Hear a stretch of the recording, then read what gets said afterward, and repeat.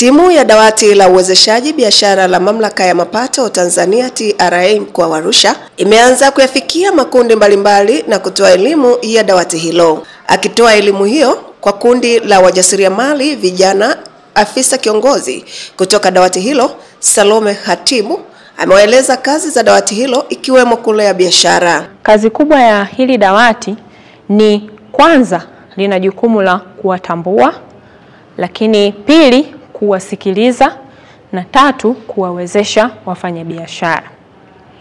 Wakati mentality ya dawati ilianza kwa lengo la kuwasaidia wajasiriamali na kuwawezesha wajasiriamali. Lakini kutokana na nature ya TRA, namna jinsi ilivyo, kasema isiishie tu kwenye kuwawezesha na kuwasaidia na kuwasikiliza wajasiriamali, lakini kuna watu ambao tayari wapo kwenye wigo wa kodi na mtu anakutana na changamoto kwenye biashara yake, na wakati mwingine inampelekea mpaka kufunga biashara. Kwa hiyo je, mtu kama huyu ambaye yupo kwenye wigo wa kodi tayari, sio mjasiriamali, anasaidikaje? Baada ya kutathmini na kufanya utafiti mfupi, wakasema basi dawati hili lisiwe tu kwa ajili ya wajasiriamali, lakini pia liwe kwa ajili ya nini? Wafanyabiashara wote kwa ujumla na sio mlipa kodi. Na ndio maana haliitwi dawati kama la mlipa kodi.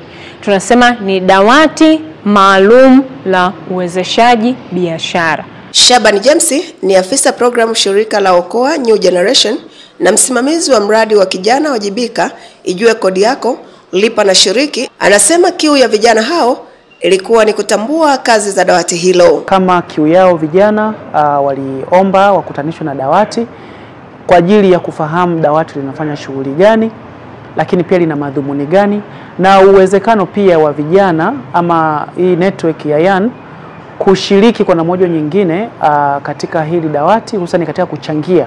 Tupa elimu juu ya dawati hili la kuwezesha wafanyabiashara, ambapo tumeona kile ambacho ilikuwa mwanzo wa kipo na labda kilikuwepo na elimu ilikuwa ndogo, tumepata wigo mpana wa kujua mambo ambayo tunaweza kusaidiwa na dawati hilo. Pia kama mfanyabiashara mdogo anataka kuchukua mkopo kwenye taasisi za kifedha ikiwemo benki, wenyewe watahusika kutoa tax clearance, ambapo watakuwa wametoa kizuizi chochote cha mfanyabiashara huyu mdogo kuelekea kwenye malengo yake ya kukuza biashara. Naye afisa maendeleo ya vijana mkoa wa Arusha Jafet Kurwa akapata wasaa wa kuzungumza na vijana hao wajasiriamali. Wakati huu tuliopo au umri huu tuliopo una thamani kubwa katika eneo moja kubwa.